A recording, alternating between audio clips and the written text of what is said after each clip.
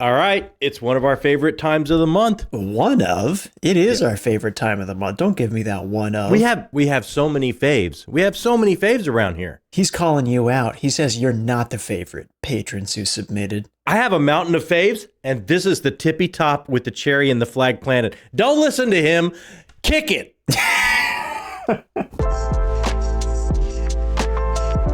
Welcome back to the channel. My name is John Minton. That right there is my literary wingman, the best producer on BookTube. He puts this together every month. That's it. I'm stopping right there. I'll take two. I'm happy with them. Yeah, two. Best producer on BookTube. You put this together. This is where we turn the camera around. We let our amazing correspondents, directors, producers, our patrons on Patreon take over our channel and tell us everything that's going on in their bookish lives. Yes, and we are going to be quick on this intro because we got actually quite a few submissions this time. Love it. We have 17 people that sent in a submission this time. And I do believe there were quite a few new faces. So let's get right into it. Are you ready? Let's roll. Let's do this. Hey, Talking Story crew. Ben. March 2026. It's time to talk about the best reads of 2025. Better late than never. I also never really did something like this, so might as well. And no better way than just get started. I'm just going to go through some of my favorite reads from last year. It's hard to choose a favorite because I read so many just 5-star fantastic books last year. That was a good year. But I will say the year started off strong in February with Jonathan Strange and Mr. Norrell. Oh, come on. It's really grown on me. I mean, it's huge, right? Yeah. Holy crap, I didn't know it was that big. Oh, yeah. Now, I'll say about 200 pages. You know, I'm kind of reading it in... It's just kind of going. But it really picked up. I love the themes. I love the characters. Like, this book just, excuse me, really worked for me. So no complaints there. Great way to start off the year, honestly. I think I gave this like 4.5 stars at the time. Then I started Wars of Light and Shadow with Curse of the Mistwraith. Halfway through the year, I also finished Ships of Merior. So all right. Yeah. I got through these two books last year. I believe I gave Curse of the Mistwraith 4.5 and Ships of Merior, which I read all through as one book. Yeah. 5 stars. Yeah, I'm telling you. Fantastic. I can't wait to continue the series. I'm looking to hopefully pick up Fugitive Prince sometime soon. It's just big fantasy. Yeah, I want to make sure I'm in the right mood for it. Absolutely, I got you. It's fair. Now, it's fair. Perhaps most importantly, last year was the year of the Sun Eater. Holy crap, dude. I read all of Sun Eater last year. I started in January with Empire of Silence. Dude, the And I novellas, made it all the way through Shadows Upon Time in December. What a journey. I mean, 2025 will always be defined for me as the year of the Sun Eater. Mm-hmm. And I mean, such a great story, such an amazing arc. I tell everyone to read it. Yeah. It has its flaws. It's not perfect, but man, it's just such a journey. And I'm so glad I read through it all. Now, my favorite book of 2025, which feels like a cheat because there were so many great books in 2025 that like, this one just has to be the best, and I feel like it'd be the best in any year, and it had to put up with this much competition. That's pure Nessie. Yes. I mean, come on. Correct this book is answer. Fantastic. I've never had as big of a reaction to a book as I did reading this book. I picked it up on a whim. Basically, I read it with Amy, kind of as a little bit of a buddy read. I mean, just fantastic. It's just so good. The themes, I still think about the ending of the book. Oh yeah, it's just fantastic. I've got no other words for it. You just gotta read it. I've read it. But that was my 2025 for the most part. Obviously, I had some other reads, but those are all the standouts. So far, a good-ish 2025 or 2026. So I'm excited to see what the rest of the year brings. Thank you guys. enjoy the channel. Love the content. Keep it up. Oh, man. Thank you, Ben. You got a year with Susanna Clark, Christopher Rocchio, Janny Wirtz. Like, you're living right. You're That's living as good as it gets, man. You're reading life right. It's so funny that he says his book of the year is Piranesi, because I got a text this morning from a friend of mine that I told to read Piranesi. Yeah. And they just finished it. And they were telling me, like when they were like halfway through, it was like, wow, this book is really great. I was like, wait until the last two pages. Yeah. Because it becomes phenomenal. Yeah. And it makes me so happy anytime someone says they love Piranesi. So Ben, good choice on your book of the year. What a great way. What a great way to start us off, Ben. Yeah. Love it. Thanks for the submission, Ben. Okay. Brad! Sorry. There we go. Looks like I am recording. There's stickers on his head. I'm timing myself because I tend to kind of go on a little bit. I'm not professional here by any means yet, so the lighting is a little, well, I'll be working on that eventually. So I apologize for the hat. Main reason I've got it on is because all of this up here shines, and it makes it kind of, well, it's slightly embarrassing, and I don't want to bleed out the screen.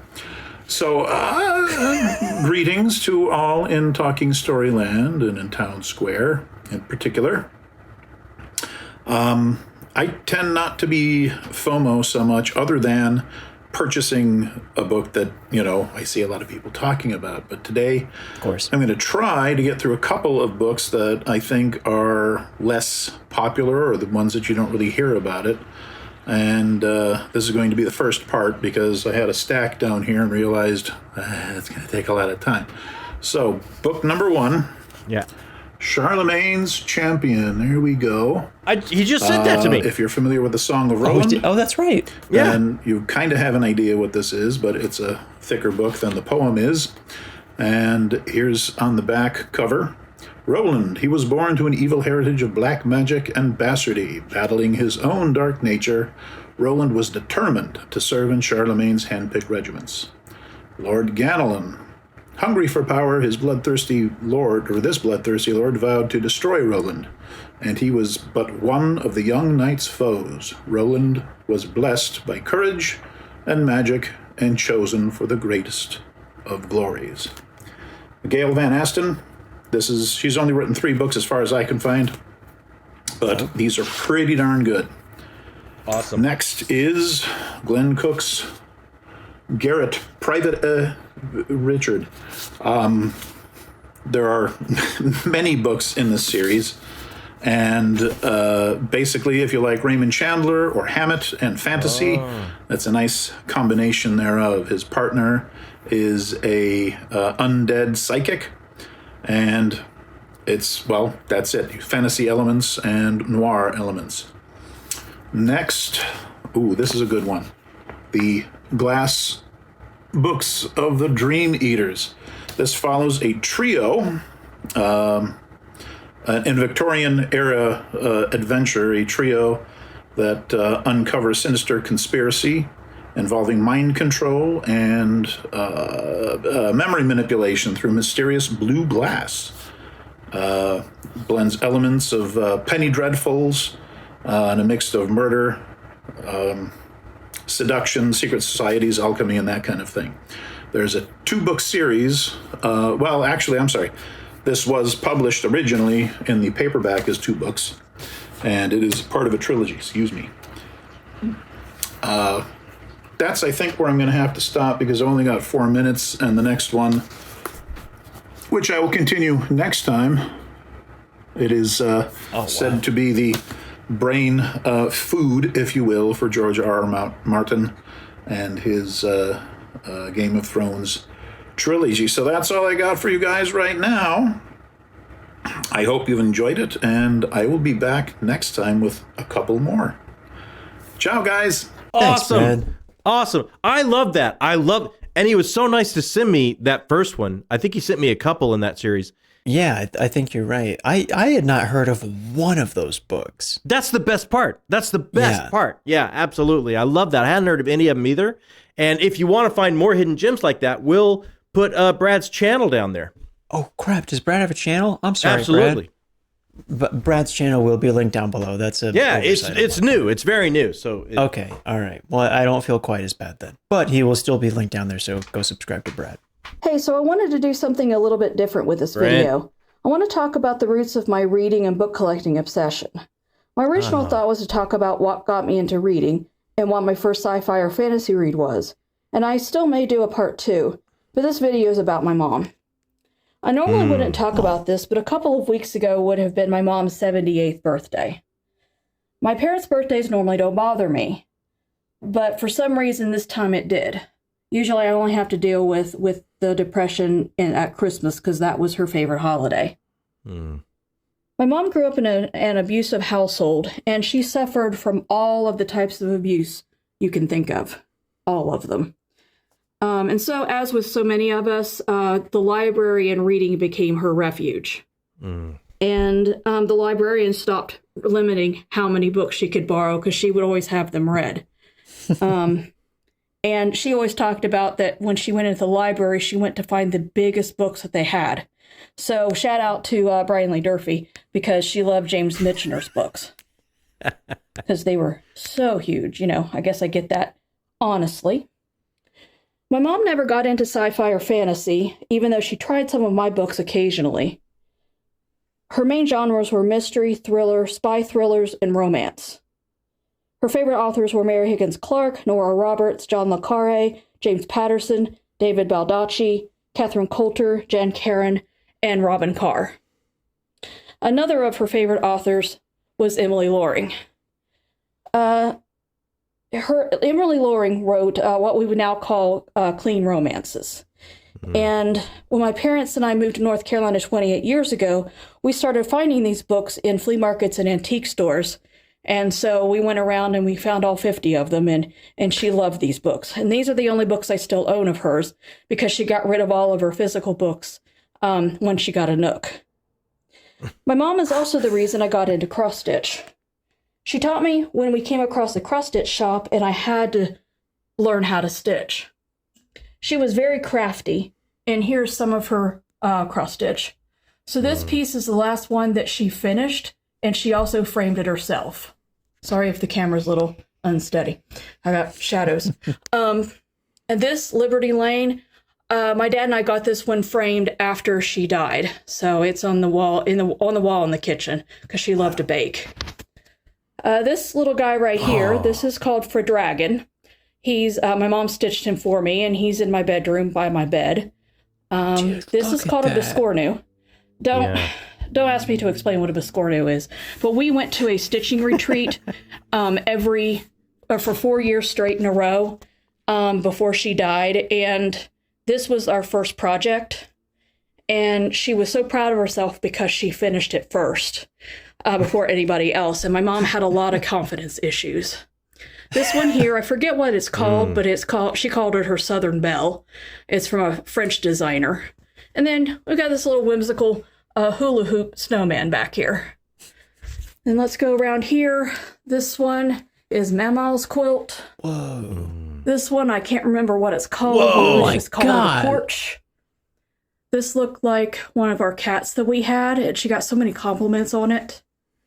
And then, yes, we have this one here, and there's light. Well, crap. I don't know if you can really tell, but this one took a long time for her to stitch, and she never did finish it. So that's my mom. Bye. Wow, that's Brent. the coolest way to remember your mom. Brent. That was really cool. That's just special, and thanks for sharing that. And I love how stories can connect us to our loved ones. And I've lost some as well, and they're not gone. Your mom's very much with you, Brent. Just look around at your walls and the stories she loved, and she's very much there. And what an amazing thing to share. The stories that she loved, but also her stories are all over your walls and have now become your stories. It's just so much history there, man. That's amazing to see, Brent. Thank you so much for sending that. Town Square is the best. Hey guys, this is gonna be super low effort. Hey, man. I'm just kind of throwing this together. Chance Dillon actually commanded me to do a video this month for Town Square because I've missed the last 2 months, and according to him, makes it seem like I hate you guys. So It's true. we're just gonna kind of riff it. I'm gonna show off some books that I have that I really, really like. Don't believe Chance. And I want your guys' input on what I maybe should read next after what I've got currently going. All right, I'm ready. So I really like this indie edition of The Way of Edan by Philip Chase. I apologize, my lighting is very bad, but there's a good classic fantasy. The art is gorgeous. I would show it a little closer, but it's going to be really dark. Because that's what you get when the sun is on top of your house all day. That's fair. Next up is my hardcover copy of Dune. This is my favorite science fiction book ever written. Also happens to be my favorite set of science fiction movies ever made, until maybe Project Hail Mary dethrones it later this week. So It was fingers good. crossed. There's a chance that happens. Yeah. Perfect book in my eyes. Yeah, it's long. Yeah, it can be hard to read. I don't care. It's my favorite. Own it. Next up, I've got a couple really nice special editions, probably my favorite books that I own, period. I have The Murdered Son by Christopher Rocky. I'll try to get the lighting better on this one. Yeah. This is effectively is Empire of Silence's original draft before the publisher kind of came in and edited their stuff.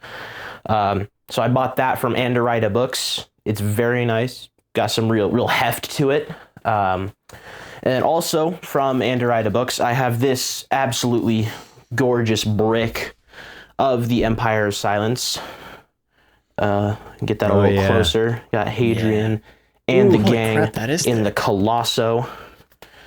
Just this paper is so nice. The cover, the texture. There's full art on the inside pages. I mean, it was a lot of money. But I'll spend any amount of money on Christopher Rocky. I don't care how much it costs. Now to talk about what I am reading. I am 70% through Ship of Magic by Robin Hobb. Oh, I gotta get there. I read all of the Farseer trilogy last month. I pitched Assassin's Apprentice to the Tudor Ramble Book Club, and it won. So those guys have to read it now and review it. And I used to be a hater of Hobb, but I've kind of changed my ways a little bit. I grew a brain, actually. And so now I'm really enjoying her work, and I'm going to be working through the Life Ship Traders trilogy here pretty soon. And I did also tell Chance Dillon that I am going to be reading Mercy, Ill is the Fate, his awesome sequel to Mercy, Tears of the Fallen, which I have right back there. Really excited to get into that and see how the story continues and grows. But now I need your guys' input because I don't know what I want to read next. And quite frankly, it's a hard decision. So I could either read House of Chains by Steven Erikson, book 4 in the Malazan Book of the Fallen. I read Memories of Ice in January, and it is probably my favorite fantasy book ever written now. Whoa. Or I could also read Red Country by Joe Abercrombie and get the first Law standalones out of the way. So let me know, guys, what you would like me to pick. And Chance, if you don't make a video, I get a physical arc. That's just how it is. He threw down on Chance there at the end. I love it. I'll give you a spoiler real quick because I did put these together.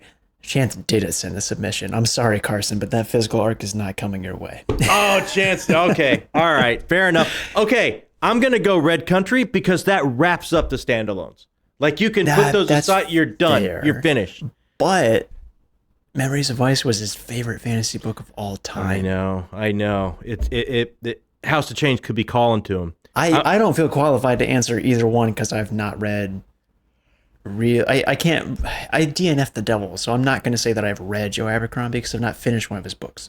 And I've not read any Steven Erikson. So I say whatever you say will be the decision. Carson, I say Red Country. Country.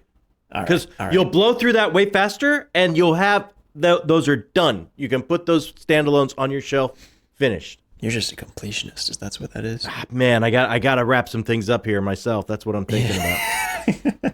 Thank you so much, Carson. You're the best, buddy. Wasabi Gangsters, it's me, There Chance he Dillon. is. There And he it's is. been a while since I've done my Town Square submission, so I'm going to talk about what I'm reading right now. John, Jacob, hello. It's been a while.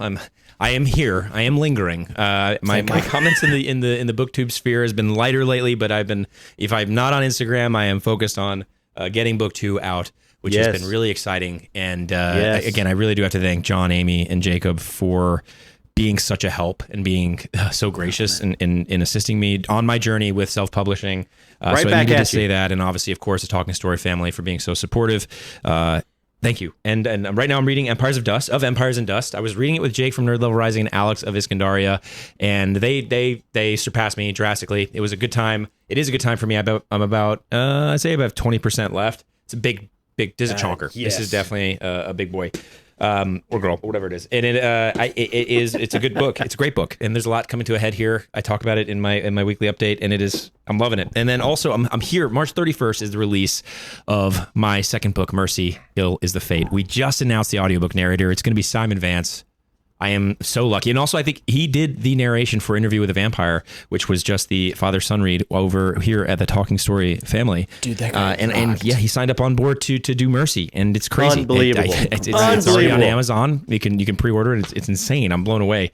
Yeah, I don't know what else to say. Oh, Carson, this is for you. And I cannot wait to see Carson's Town Square submission in this Talking Story Town Square. All right, guys. I'm not gonna linger too long because that would be awkward. If I linger too long, it would be awkward if I did that. Yeah. Oh, I don't know what's better, that beautiful man or that view behind him. Dude, I don't know where Chance lives, but he's got the coolest view. He has the coolest view. His audiobook narrator rocks. Is the coolest. That like Interview with the Vampire had such a fantastic narrator. I can't believe he That's got that Chance's same narrator. And the cover for Ill is the Fate is incredible. Sick. It's so good. It's so good. I can't wait to read it. I have so many questions from Tears of the Fallen. Like I can't wait to hopefully get some of those answered. And I will be reading Tears of the Fallen later this year. I'm buddy reading it with somebody. I can't remember who. I'll have to check my sweet. DMs. Awesome. Yeah. But I'll be reading it later this year. Book 2, imminent, coming very, very quickly. Huge congrats, man, on the audiobook narrator. If you're watching this and you're not Chance, go subscribe to Chance and pick up Mercy, Tears of the Fallen, or pre-order Ill is the Fate down below. Hello, you beautiful book people. Chris There Ritchey he here, is. honorary doctor of metaphysics in the area of Tingle Research, and we're back for another Town Square. Now, this past reading month was a bit light for me. I only got through 4 books, one of which was a novella. The page count was still up there overall, but the first 2 books I got through were The Dragonbone Chair and The Spear Cuts Through Water.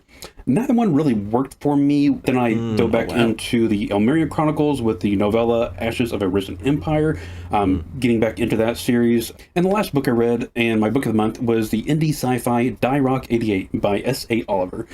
She did a great job of setting up a character-driven dystopian sci-fi future where stuff was happening on a colony where you have to like repay your debts to society by doing this work camp on an asteroid.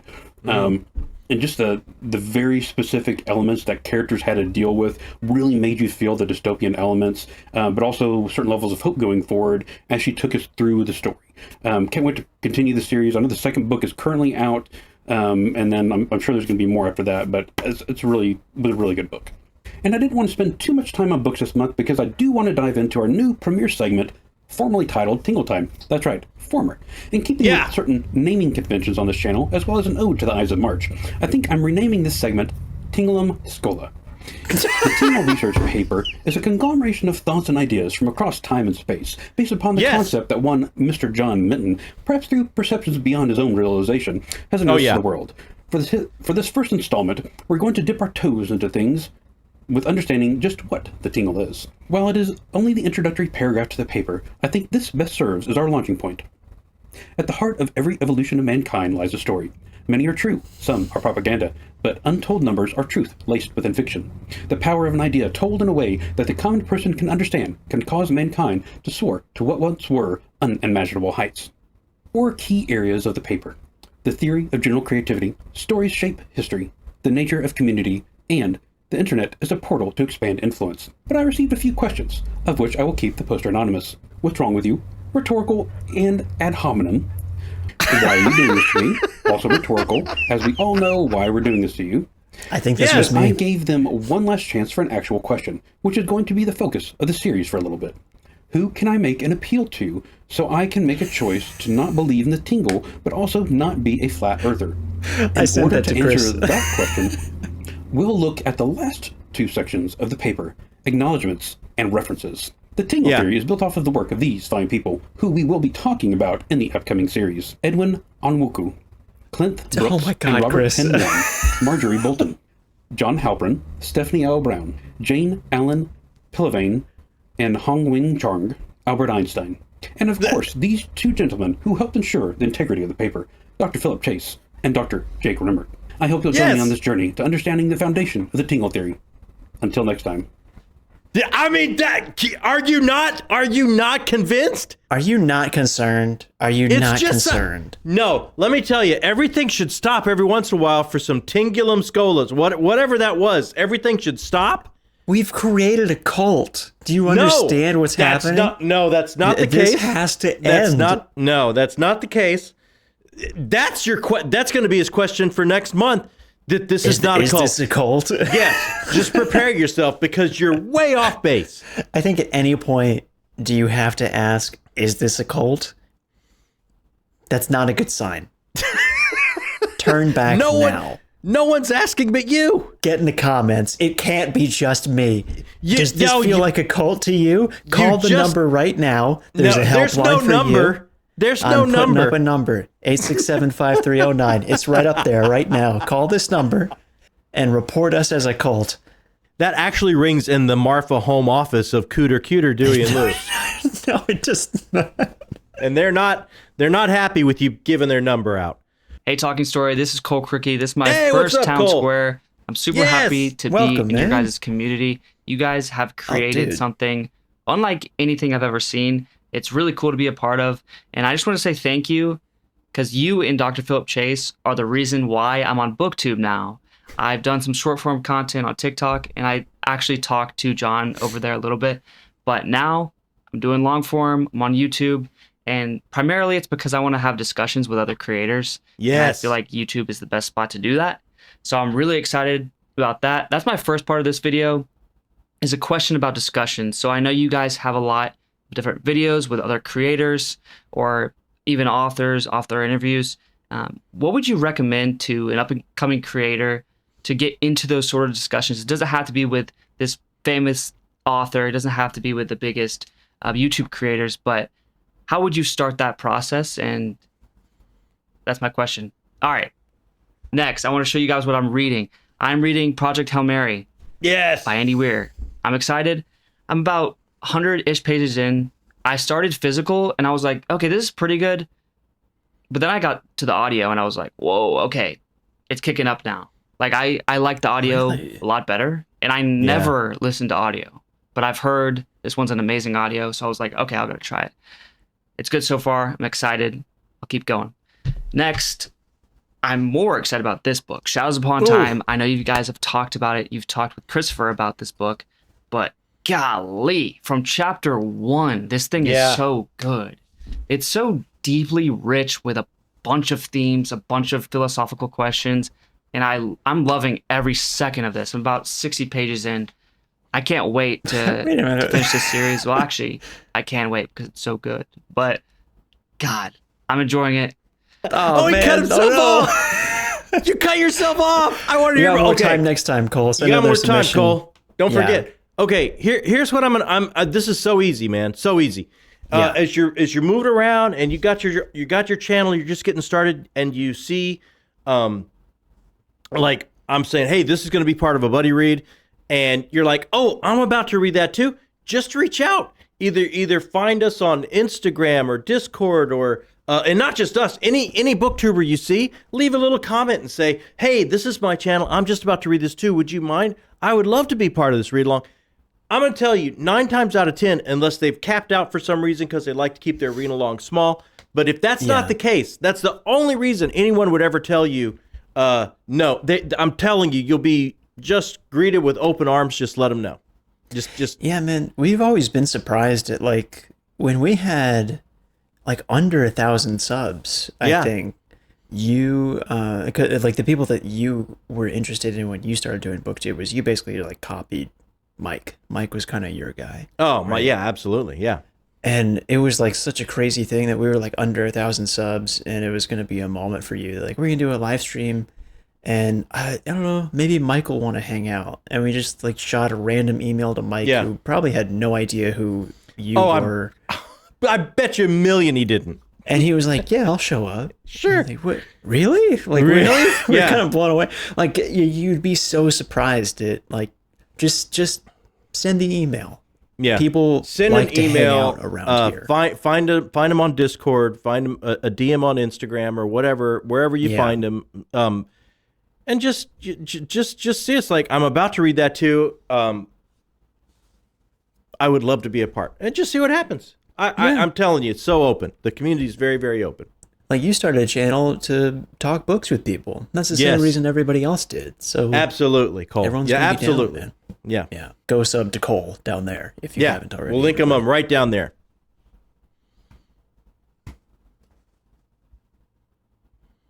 Dennis.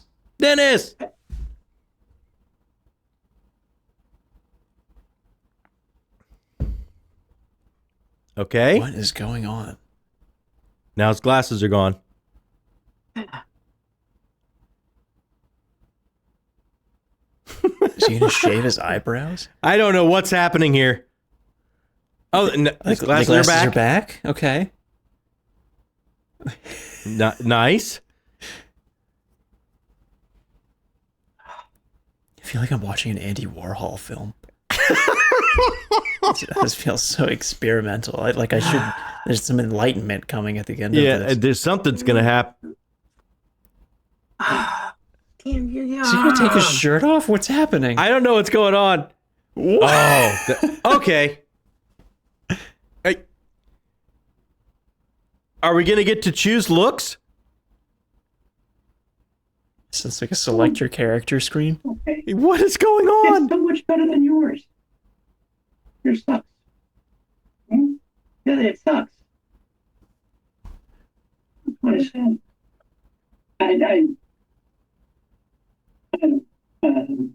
This was nicer. What you got, huh? Oh, beep! What is happening? But that's cheating. It is. Okay. Yeah. See, they all go to a production meeting. Don't even start it with me. Cake. How much cake did he eat? I win. You win. That's what I just said. I win. Okay. He wins. Dennis. What? He's still eating cake.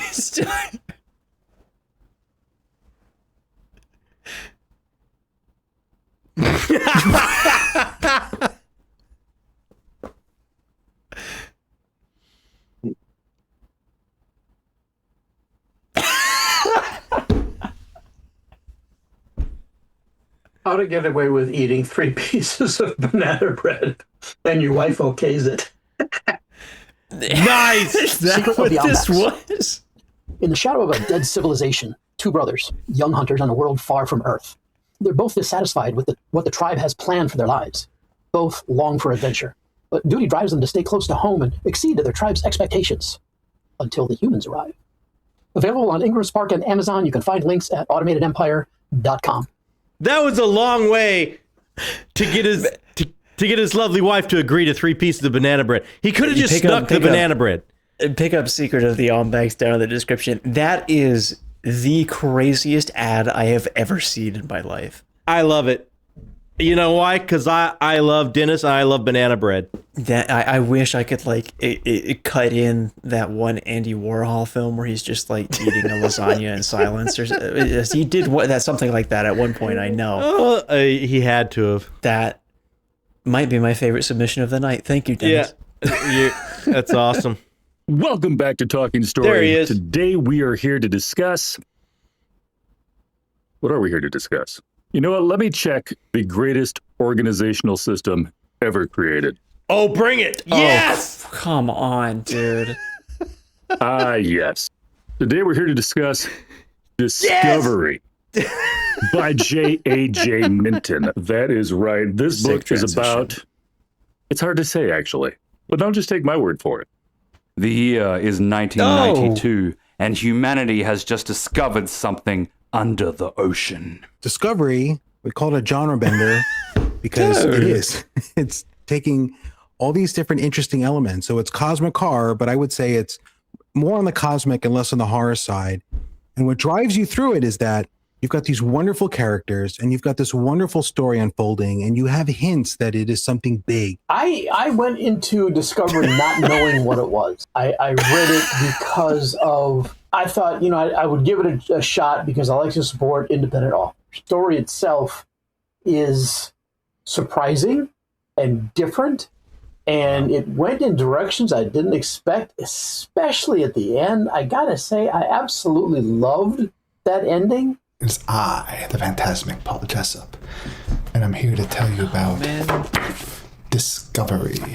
This book is interesting. It reminds me a lot of the Illuminatus trilogy. It also reminded me a lot of like Clive Barker's novels in the 80s, like Weave World, the larger 80s epic fantasy horror hybrids, or like Stephen King's The Stand. I'm really excited. I can't wait to read book 2. We'll see what happens. Because we are entering a grand cosmic game, too vast for our comprehension, with too many rules that we don't even know, and everything is at stake. Try Discovery now from a retailer of your choice. Alrighty, are you ready for my stupendously erudite 5-star review of Discovery? Yes! This tale's characters are as fascinating as they are eccentric, and cosmic dread looms over it all. But it's much more than Tarantino meets Lovecraft.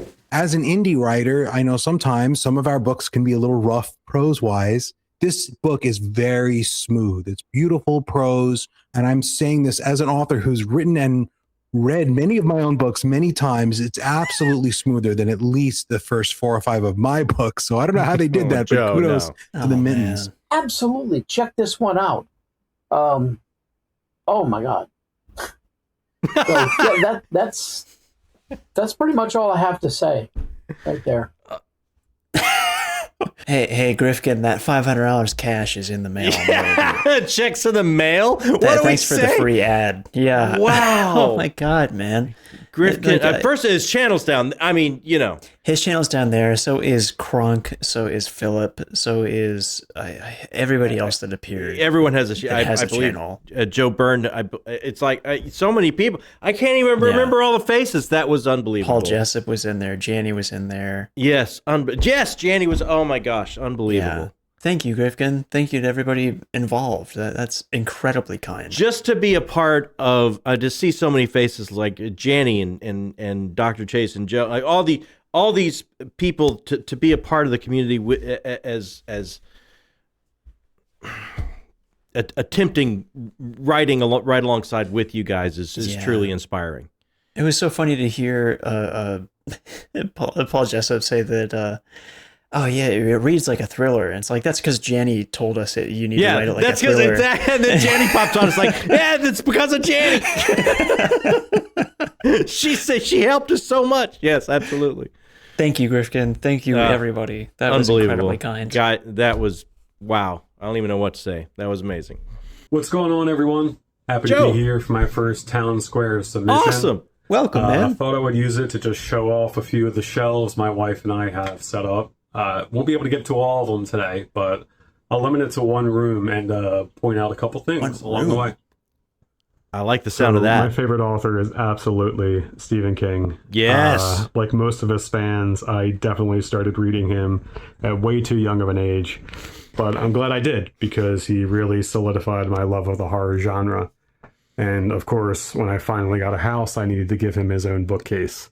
Look at that. So this is all of his work in publication order. My wife and I are actually doing buddy reads for all of his work in publication order. And after each book, we're watching all the adaptations that one has had.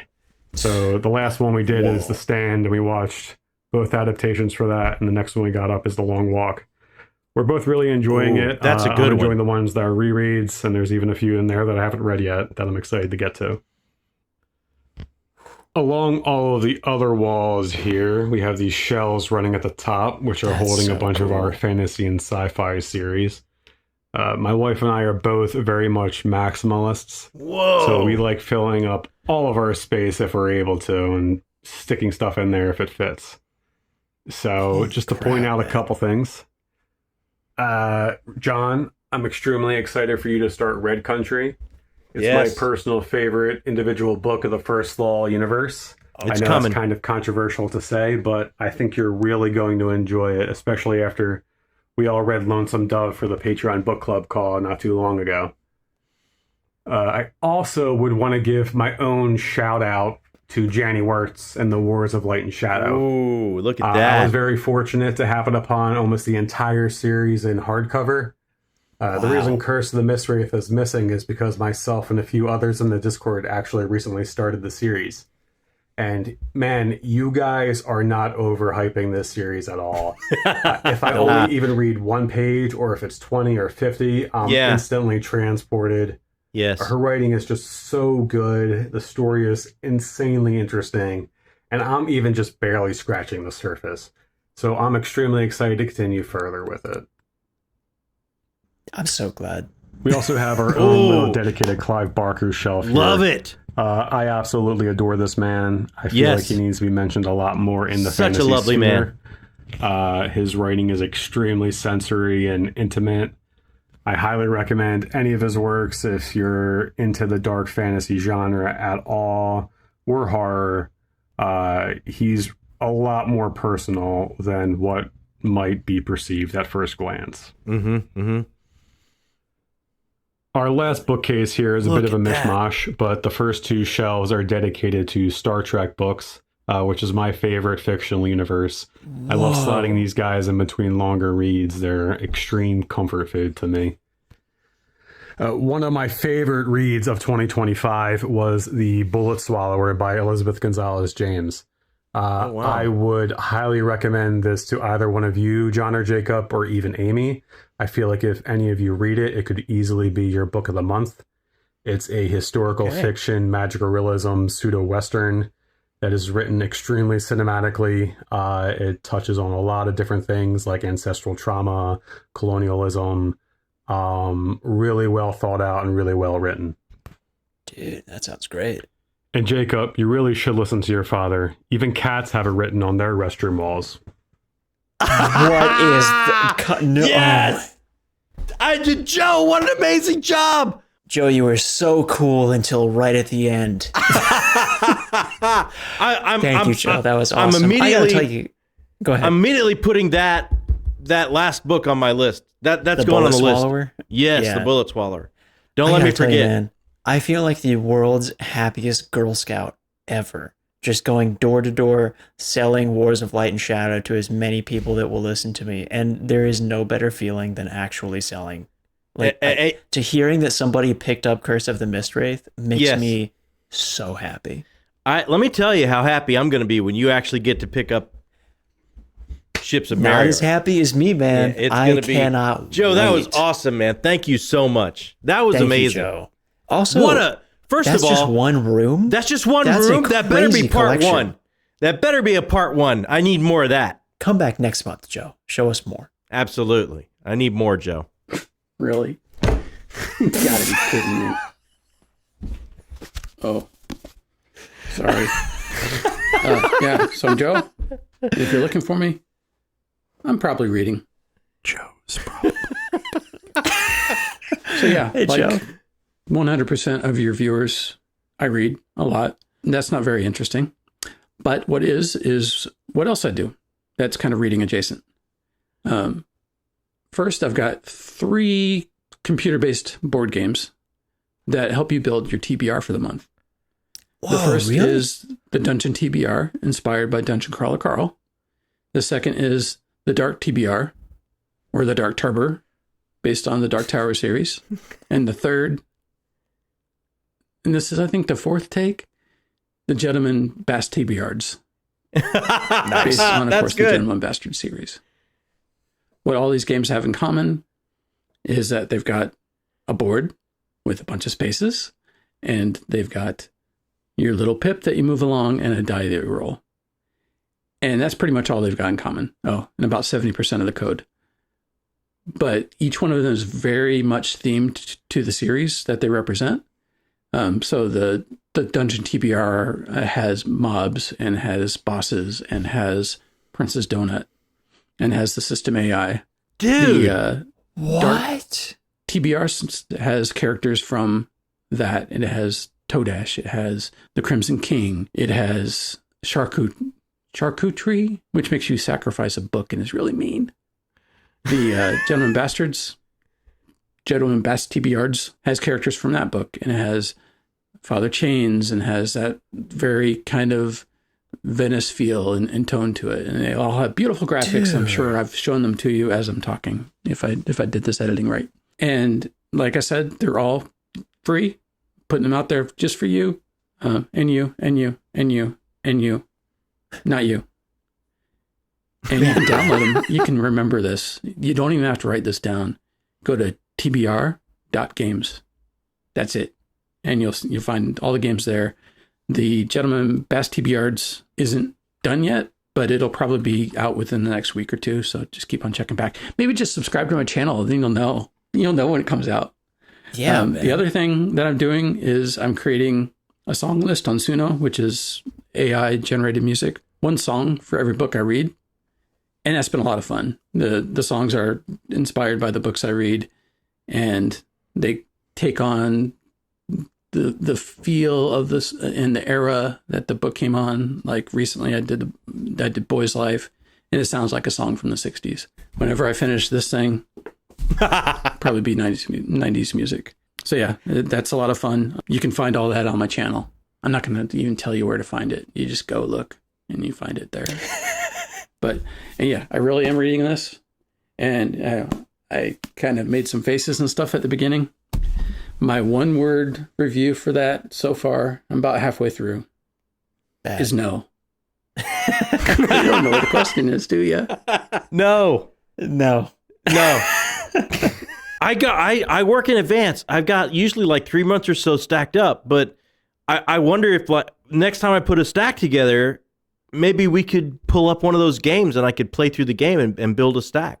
Yeah, for sure, man. The Joe also like emailed me with his submission and said if you want him to if you want to fire off a suggestion in the comments, people, for what TBR game for your favorite book or series that he can do next, just comment and let him know, and he'll think about it. So wow, that is awesome.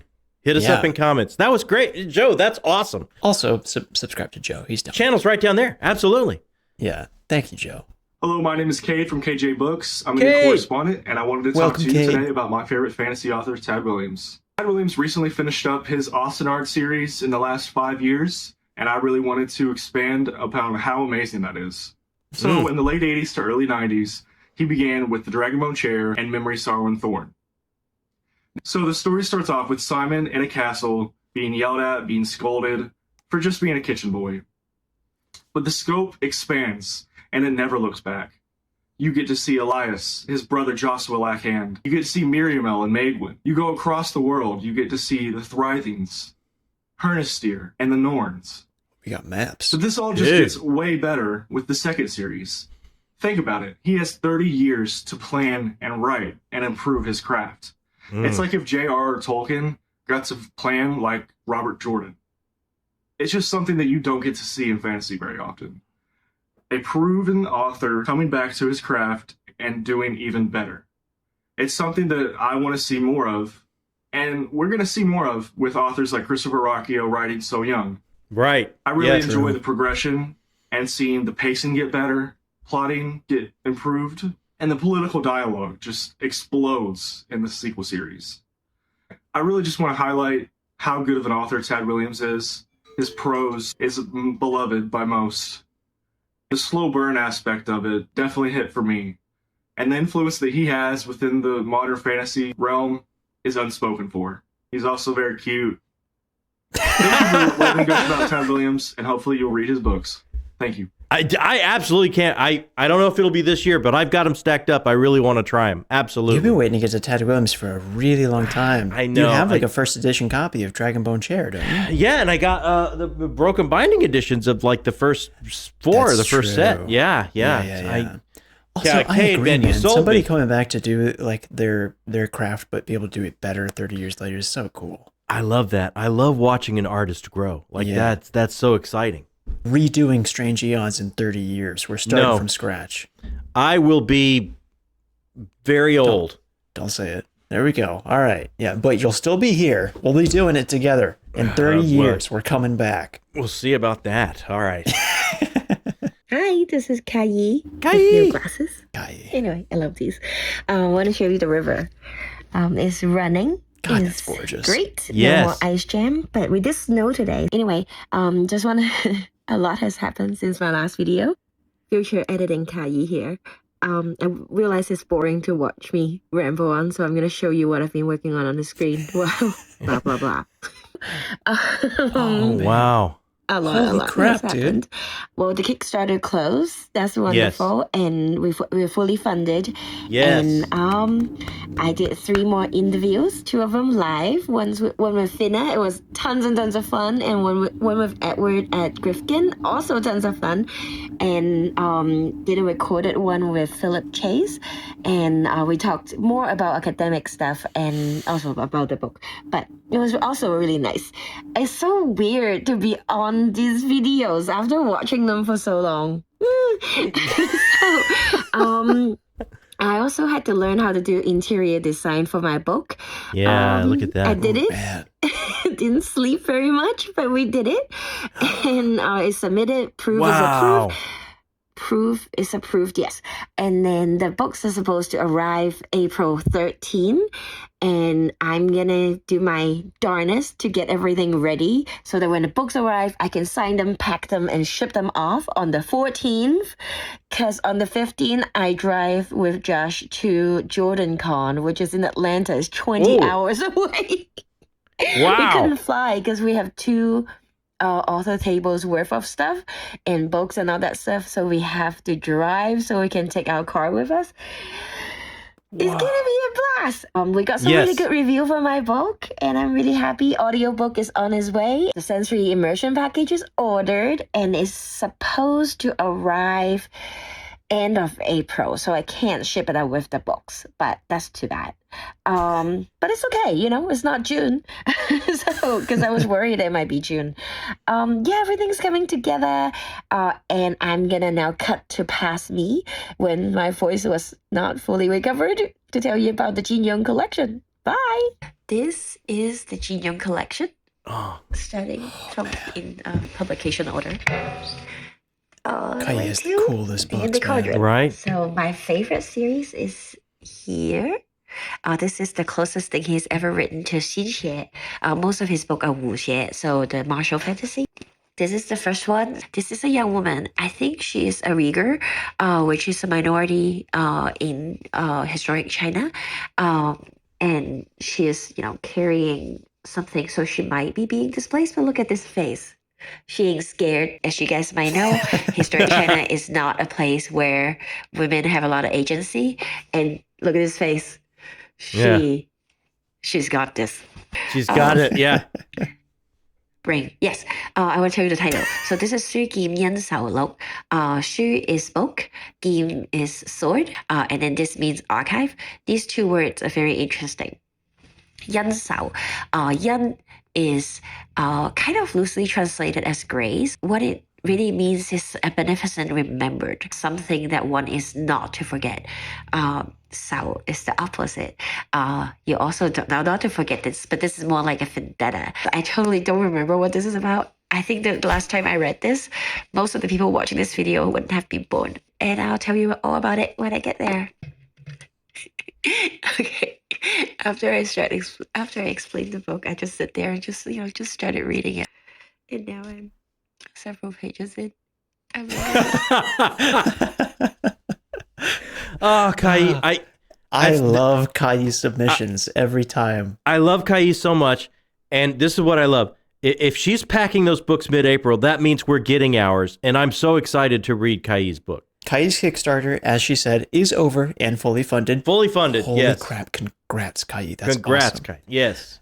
But you can still go to the page and check out like some sample chapters, and there is a trailer for the book there as well. So if you're interested in it and you maybe want to see if it becomes available again later, I don't know if it will, I have no idea. But if you're interested in it, go check out more about her book there, because there's a lot of cool stuff over there.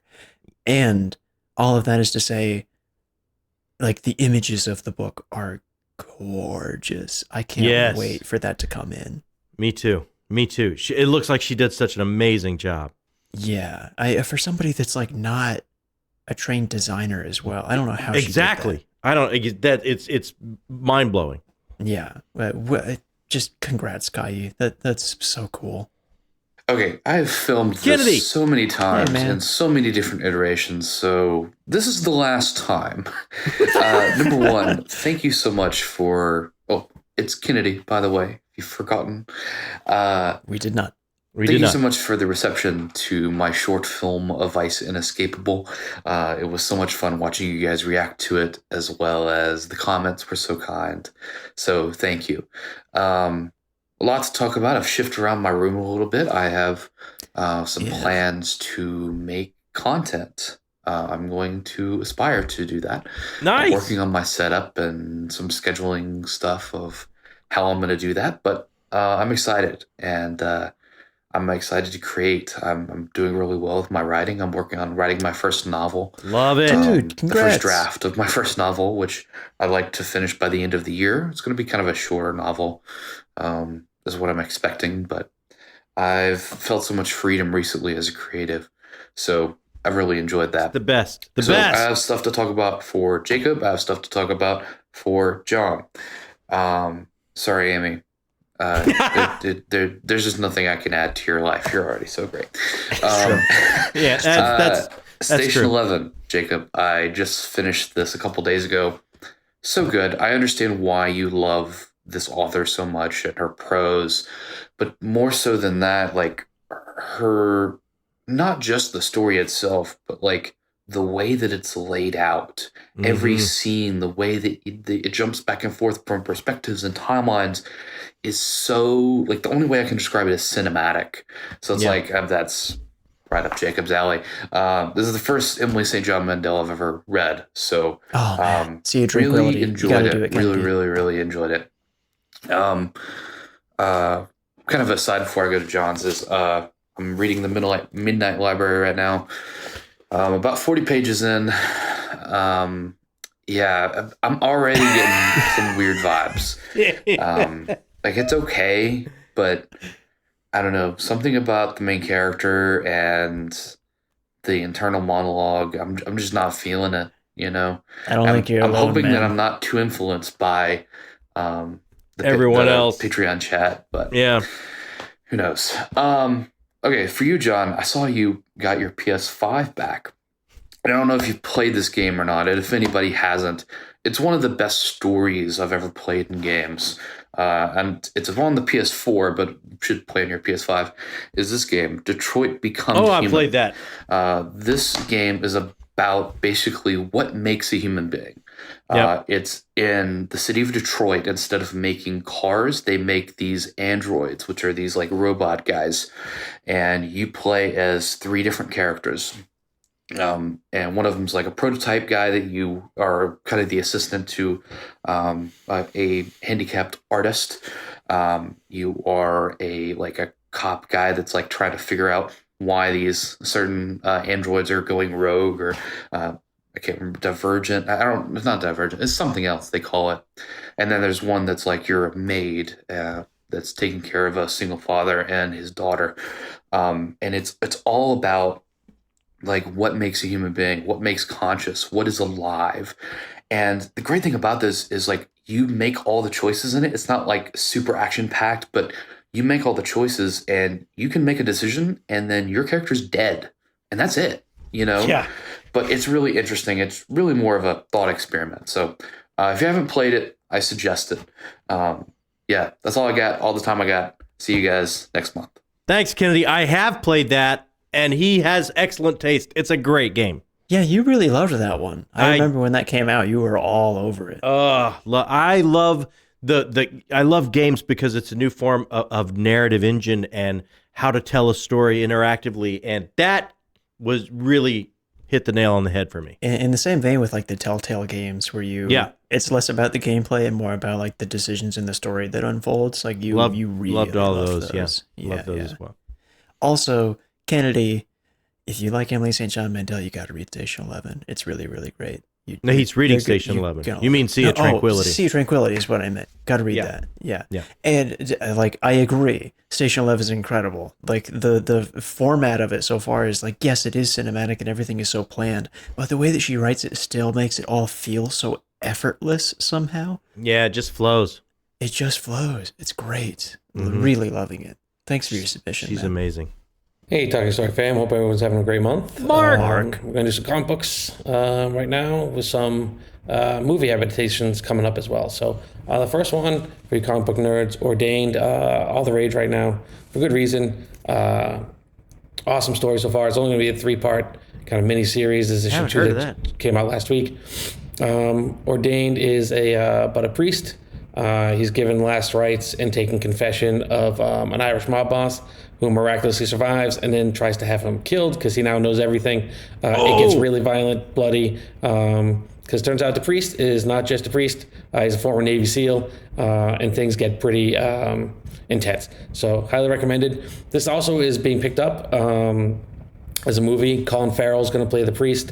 It is being written by the creator of John Wick. And being directed by the Russo brothers, who have done, Avengers, holy crap, and a lot of other Marvel movies and other projects. So this is going to be super exciting. Can't wait to see what they do with this.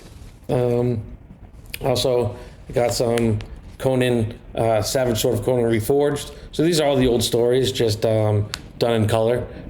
So nothing new, but it is exciting to get these in color. The 3rd issue is coming out. Will be out by the time this video comes out.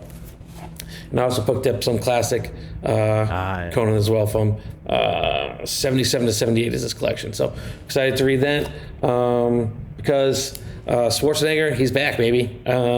He's going to be playing Conan in a title called King Conan.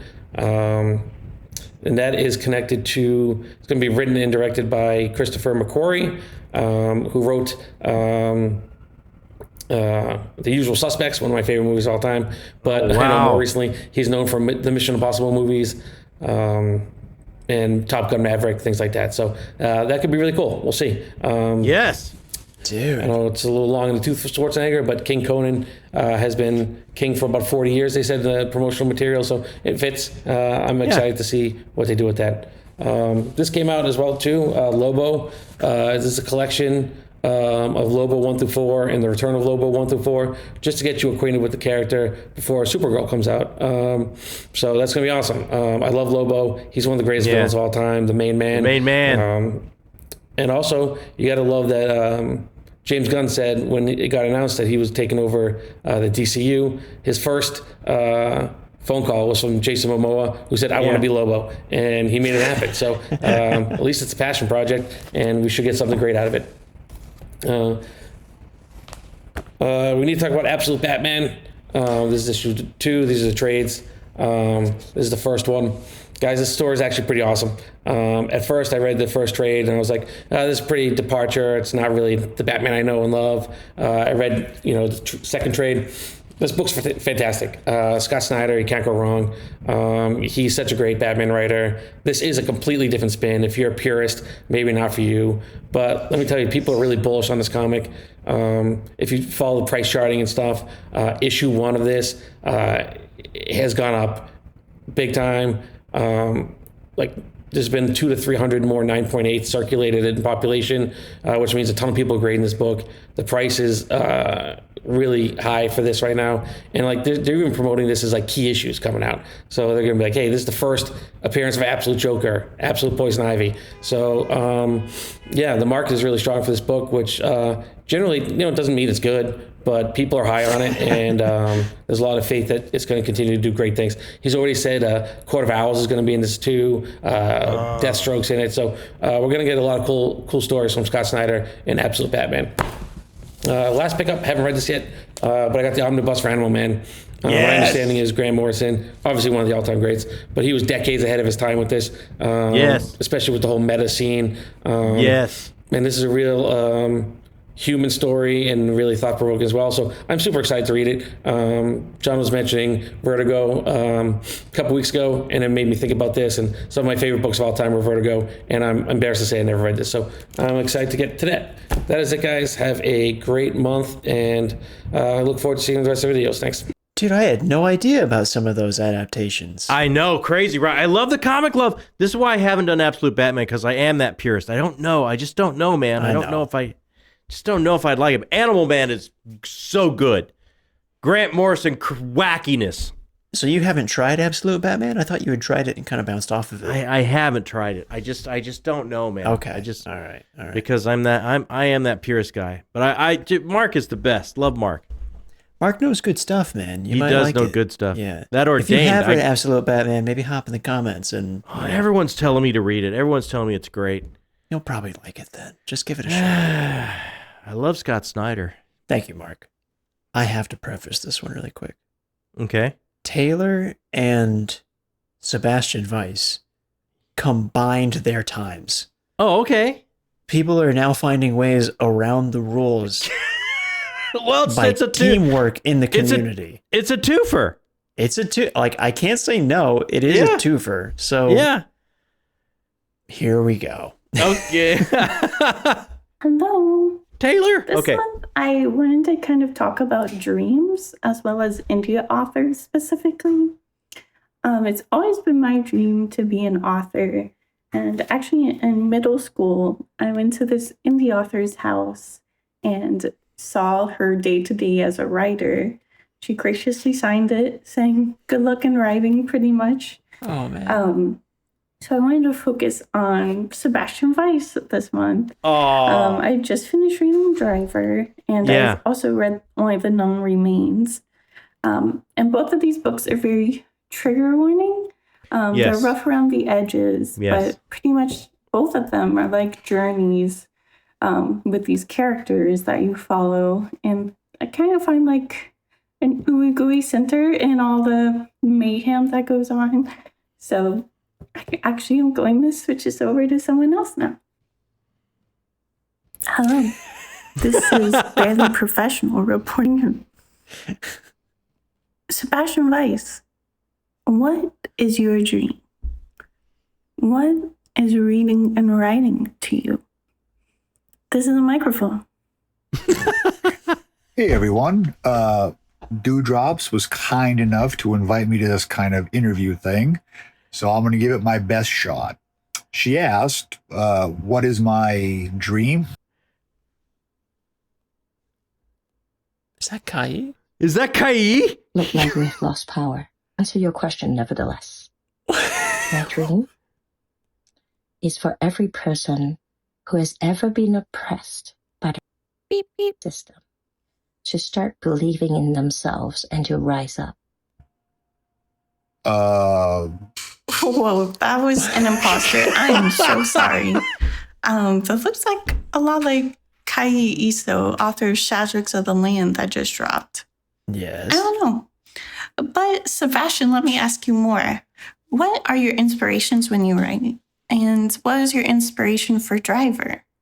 And any advice for a new author? Biggest dream? That would be that everybody has their needs met. We certainly have the capabilities to do it. Okay, second, what does reading and writing mean to me? My reading?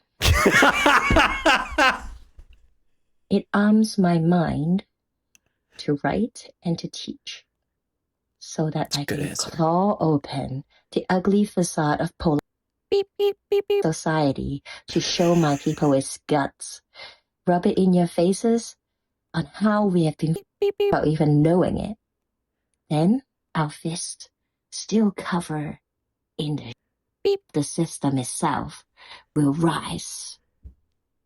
We'll rebel in big ways and small. We will rise. I believe in you. They don't pay me enough. I don't mean to be What? like this. But I guess writing is an activity to do between the, cradle and the grave. Something, why does somebody play a video game? Why does somebody go mountain climbing? It's something to occupy your time before the reaper comes. But it also brings some meaning to my life, I guess. Reading is a little bit more intimate in that it's an invitation. This is how I view it. It's an invitation to allow an author inside your mind in the hopes that they rearrange some furniture up there and you come out altered, changed in some way. I mean, that's a special experience that I'm sure you've all felt. What inspires me most? That's hard. I don't know if it's so much inspiration as it's a gnaw at the back of my skull that won't go away for a story. And what I usually do is I put it off and I put it off until I can't take it anymore. And then I have to do that. Fortunately, or maybe unfortunately, there are a lot of them back there just digging their claws in deeper. And once it feels like it's ready to burst, it's fermented a bit, I go to the page. Okay, what would be my suggestion for somebody writing their first novel? I'm going to answer this in a little bit of a different way. I'm a little bit old-fashioned. I would say start with short stories first. Why? You'll learn what point of view you like to use most, like is most comfortable. Are you most comfortable in first, third, close third, more distant third, omniscient? Do you want to live wild and go second person, which you can make work, but it's tricky. You'll learn style. What's your style? What kind of particular vocabulary do you bring? You'll learn point of view. You'll learn so much what your strengths are.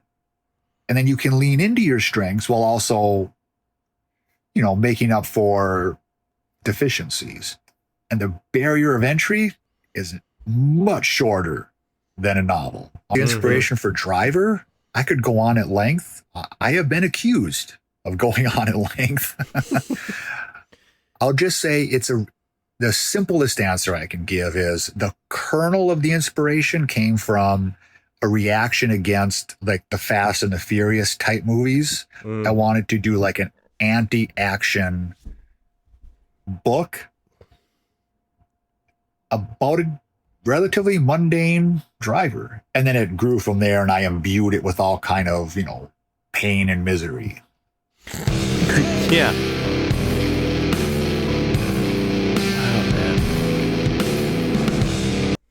What is your dream? Yeah, Sebastian made the music.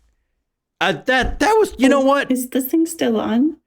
Guess I can just show you an exclusive look at some new covers coming for upcoming work for Sebastian Weiss. Enjoy. Dude, the Whispers from the Outer Realms cover looks awesome. Yeah, that does. That was super cool, man. That was good advice, man. I really liked Sebastian's answer and the wacky Ka-Yee cameos. I'm never going to be upset at getting more screen time from Ka-Yee. That was awesome. That was awesome. I really did have a great time with Driver. But yes, trigger warnings galore. Yes. Oh, I've heard. Yeah. Yeah, but Taylor's him not wrong. saying that it was kind of a reaction to like the Fast and Furious franchise makes me want to read it more because that was really I have interesting. had the same issues. Yes, and he once he said that, like I totally can see that for sure. You see that? No, yeah. Okay. You would. I think you would. I think you might dig that read, man. I might. I mean, with that kind of pitch for it and hearing how much you enjoyed it, I bet I would like it. I might give it a shot sometime soon. I think you would. Yeah. Thanks for putting all that together, Taylor, and thank you for, Sebastian for answering all those questions. And that was awesome. Great advice, dude. Hello, John and Jacob. Wyatt. My name's Wyatt. This is my first time. Awesome, here. man. I'm gonna try to go through this as quick as possible because I only got 2 minutes. Gonna go through my 4 most recent reads and 4 books I picked up yesterday. I just finished this. This in a day.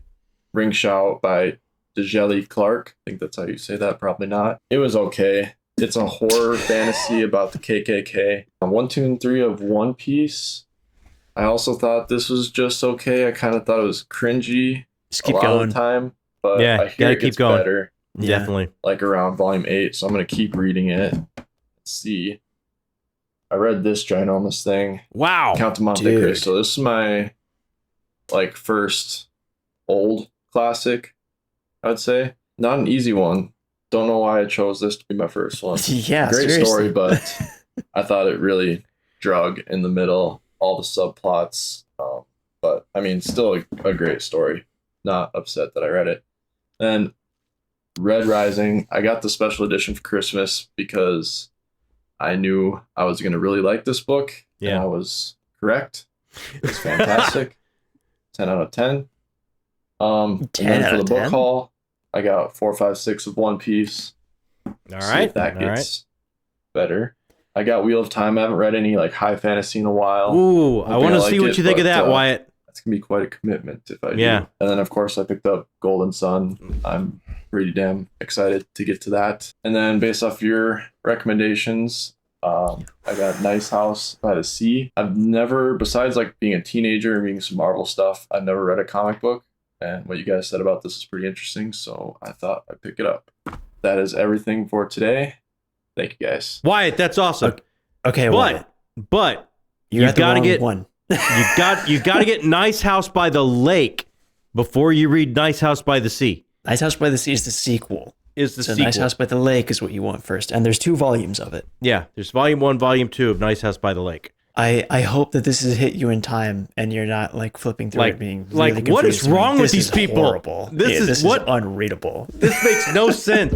Yeah, I think there's someone that asked me on Discord actually that started it. It might have been Wyatt that said, "Am I missing something?" And I was like, "Yes, you're missing 2 volumes before that." Yeah.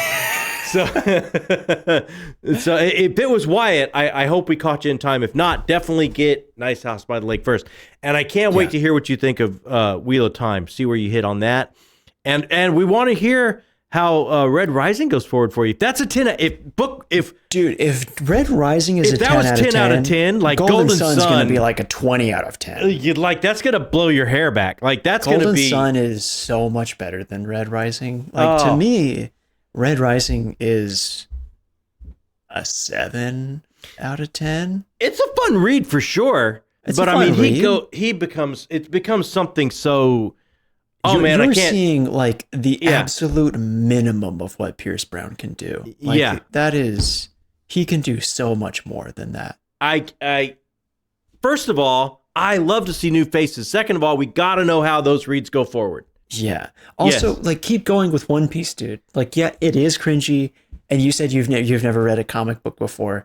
Yeah. These are comic books with a very different flavor. I don't know if you've watched a lot of anime or it's not your kind of bag or whatever. I would love to hear Wyatt if he does pick up Nice House by the Lake. Yeah, pick up Nice House by the Lake. Keep going with One Piece and see if it hypnotizes you. It's a different kind of reading, but it's good stuff. This was amazing. We had so many submissions that this has gone on for a good while. So you know what I'm going to do? Are you actually going to do a quick outro for the first time? This is how quick I'm going to do. I'm going to say thank you to these amazing correspondents, directors, and producers that take over our channel and do this. And once I said that, I'm going to turn the outro over to you. That's not even enough time for the Patreon crawl to end, so I will keep going. Hit us up in comments. What have you been reading? What did you think of all the other things that other people are reading? Do you have any more recommendations for us? Pop down there, put a comment. We're going to answer every single one of them, or at least my dad is, because he answers every single one for no other reason than he just seems to enjoy it. And if you haven't hit that subscription button, make sure you do that, because if you don't, well, nothing really happens either way, but we'd like to say to click it. You get a tingle.